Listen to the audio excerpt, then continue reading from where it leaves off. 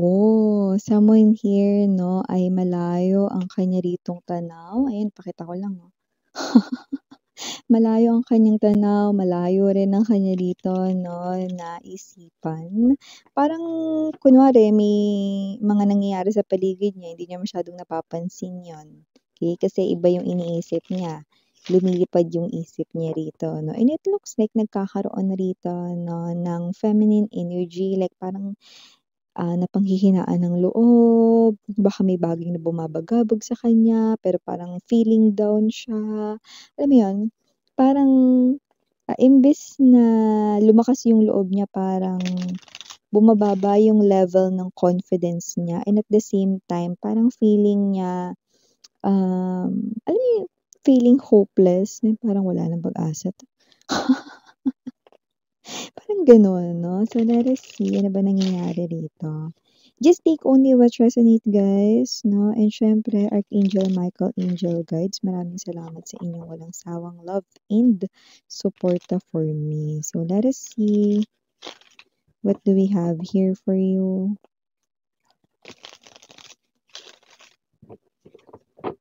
Okay.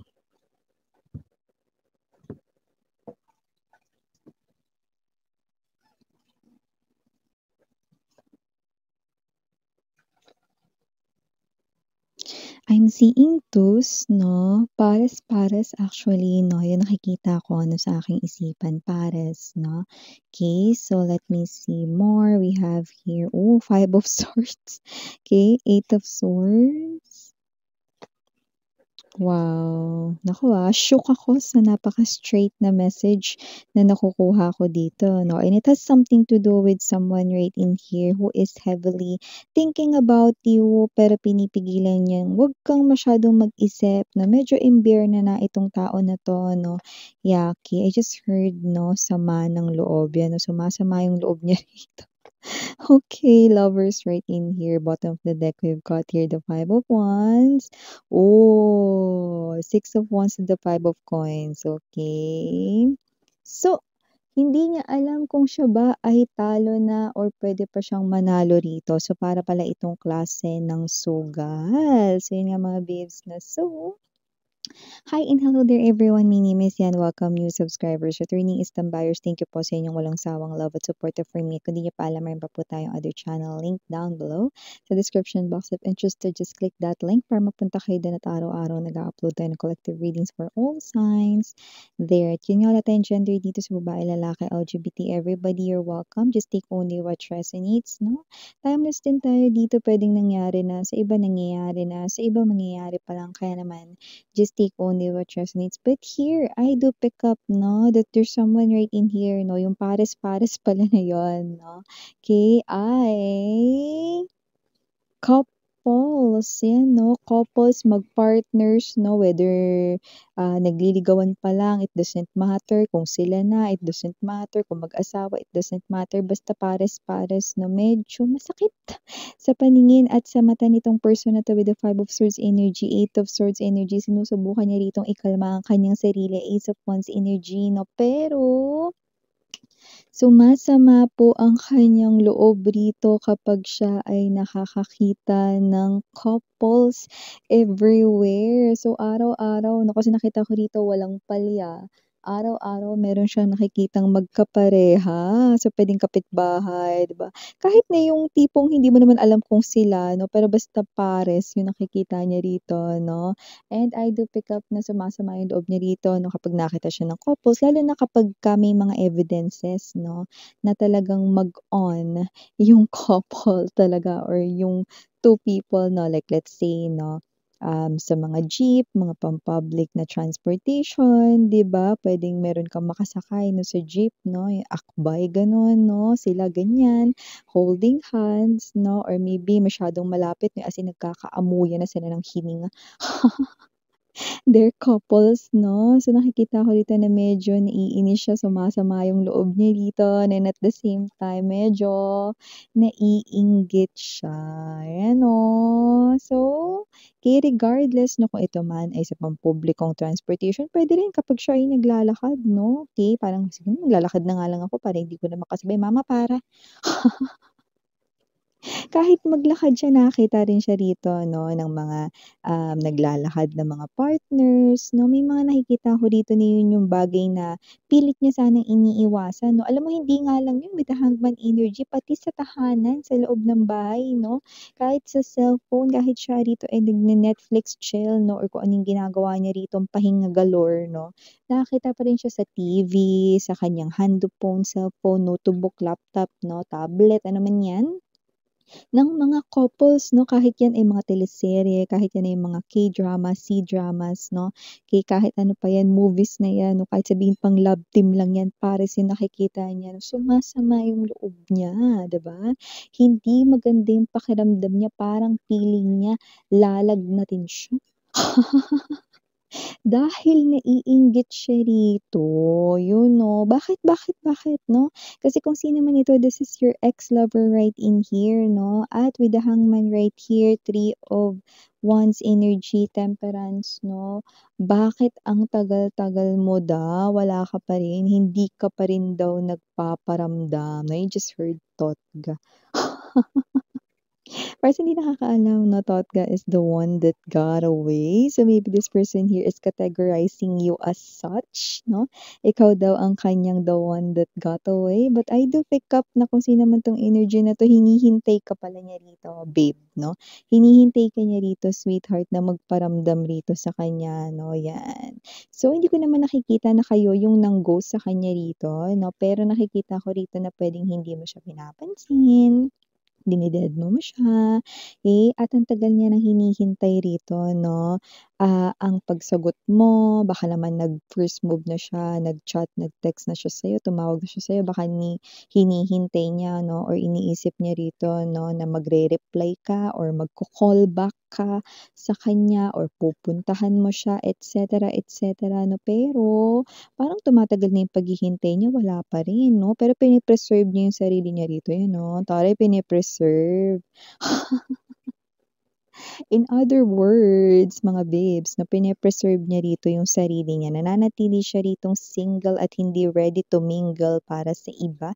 At kung may third party man dito nakikita ko 'no, na hindi nagiging hadlang or sagabal yung third party dito sa sitwasyon na 'to 'no, with this person, nakikita ko na mine-maintain niya ang maging single or hinihintay niya talaga kayo rito 'no. Nakita ko binakuran niya rito ang sarili niya at nakita ko rin dito na lagi siyang nagre-reject rito 'no, ng puwede bang makipagkilala, ng puwede ba rito makipagpalitan ng social media or number 'no, okey, sa mga bago niyang nami-meet like, "Wala, sorry I'm not available. Ay sorry ganito, ganyan." Gumagawa siya ng mga excuses 'no, like sira yung kanyang handphone, cellphone.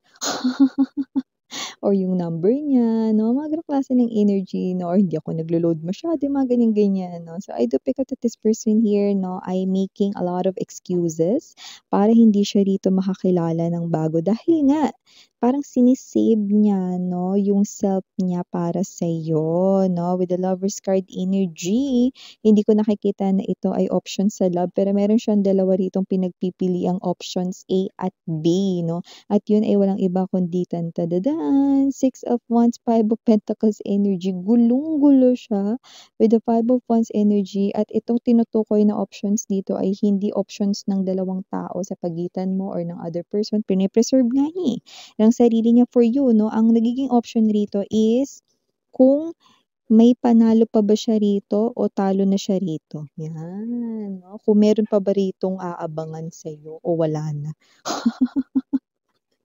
Kung magbabalik pa ba ang kanyang totga o hindi na.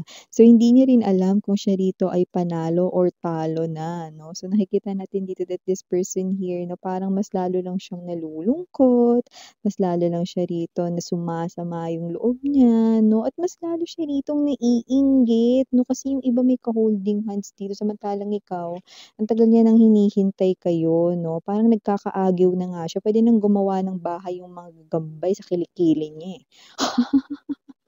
Kakahintay niya sa'yo, eh, 'no. So, nakikita natin dito na puwedeng, you know, I do see that this person here could be, silently waiting but not doing anything because hinihintay niya na ikaw yung unang kumilos, ikaw yung unang magparamdam, no? So, hindi ko alam kung ano talaga yung nangyari way back before.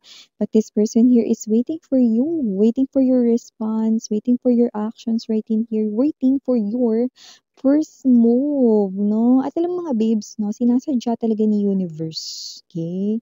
Na ipakita sa kanya ito. Okay, with the hangman right in here, I'm getting another message from this one. Sinasadya talaga ni universe na ipakita rito sa ex mo, no, yung mga couples everywhere, yung mga pares-pares. Akala mo ba, couples lang ang nakikita niya? Nakakita rin siya rito sa mga malls, no, kung mag-grocery siya, sa mga window ng mga boutiques or shops, may kita niya may mga couple na mga damit, couple na watch, no, or couple na accessories, no, lahat yun pinapakita ni universe, no, bakit? Kasi si universe, no, ay gusto na siya yung kumilos dito. Aba, teka nga naman, 'di ba? Kasi yung iba sa kanila rito ay posibleng sila yung may mistake or may kasalanan sa'yo rito. So, maaaring kaya sila ay pinupush or sa kanila pinapakita ni universe itong mga bagay na 'to kasi sila yung dapat kumilos dito at hindi ikaw. Yun, oh. So, nakikita ko rito, no, na itong person na 'to, no, ay parang bahala na si Bathala. Ayan, wala tayo ritong relihiyon, no, nirespeto ko rito ang bawat relihiyon ng isa't isa. Bahala na raw si God, bahala na raw si universe. Ang gusto nga ni universe is siya yung kumilos, 'di ba? So parang ito siya, na nakikita ko rito hinihintay niya kayo, na kayo yung mauna rito, no? And yan, okay, yang parang nauusig siya rito ng konsensya niya, yang parang naiinggit siya rito na wala siyang ka-holding hands, wala siyang ka-kiss. Wala siyang kayakap, naku ang lamig pa naman ngayon, 'di ba? Masarap talaga yung may kayakap, to sinasabi ko sa inyo guys, 'no? So, nakita natin dito, 'no, na wala talaga siyang as in, 'no, magagawa sa sitwasyon na 'to, 'no, kundi bumigay. Kaya nakikita ko nabibigay din itong person na 'to, 'no, dahil nakikita ko rito, 'no, na gugustuhin niya rito sa pagpasok ng 2026, 'no, ay meron ng makitang magandang resulta or pagbabago, 'no, na inaasahan niya or gusto niyang mangyari, 'no. Yan nakikita natin dito. But I do feel like, 'no, that this is you. Actually, hindi ko nakita yung energy niyo rito kaya hindi ko rin masabi kung, um nag-reply ba kayo sa kanya or whatsoever, basta ang alam ko lang hinihintay niya pa rin kayo ngayon. So, puwedeng merong resistance sa energy mo or puwede ring wala ka na talagang pakialam sa kanya, okey, or maybe you are already someone who moved on, okey, dito sa tao na 'to or baka you're fully healed na. So, nakita natin dito that this person here is still waiting for you, sweetheart, and I do feel like, 'no, na mas marami pa siyang makikitang pares-pares at mas lalo siya maiinggit dahil yung iba may love life, yun oh. So, nakita natin dito ano, na parang alam mo kasi mga babes 'no, okey, kung sinong may kasalanan siya dapat ang bumawi, tama, okey? At nakita natin dito 'no, na si universe yun ang gusto ritong mangyari, okey? So, hindi puwede na, alam mo kasi 'no, ang mundo ay may malaking scale or timbangan, dapat pantay at balanse ang lahat 'no? So, hindi puwede na yung naagrabyado ay siyang kikilos at gagawa ng paraan 'no, tapos na yung era ng pagiging martir at pagiging hindi balanse. Hayaan yung taong ito dahil nakikita kong siya mismo ang lalapit sa'yo. Ayan oh. So, for the initials right in here, yes, we do have unang-una na diyan letter D, M, A, C, F, K. Yeah, I don't know if that's letter G or number 9, but just take only what resonates. Okay, moving forward, we've got R, P, Y, and last but not the least, we've got the letter B as in boy. So yeah, these are all the messages we've got right here for you, sweethearts. Thank you again. I'm Yuriana. I need sarang love and light. Annyeong.